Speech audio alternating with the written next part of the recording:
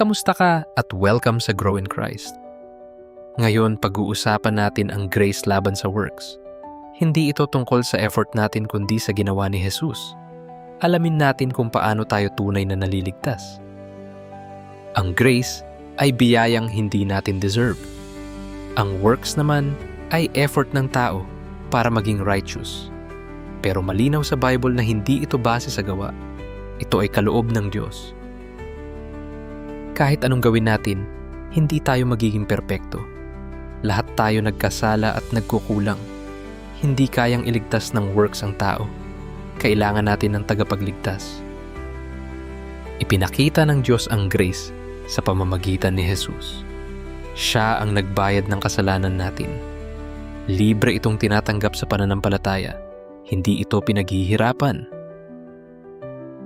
Ang faith ay pagtitiwala kay Jesus. Hindi ito gawa, kundi paniniwala sa Kanya. Tinatanggap natin ang grace sa pamamagitan ng faith. Siya lang ang sapat. Ang good works ay bunga ng kaligtasan. Hindi ito dahilan kung bakit tayo naligtas. Kapag tunay na saved, nagbabago ang buhay. Kusang sumusunod sa Diyos. Ang lesson: grace ang nagliligtas. Works ang sumusunod. Hindi tayo gumagawa para maligtas. Gumagawa tayo dahil naligtas na tayo. Yan ang tamang perspective.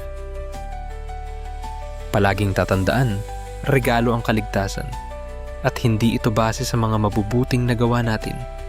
Magtiwala kay Jesus lamang. Salamat sa panonood sa Grow in Christ. At kita tayo muli sa susunod na video.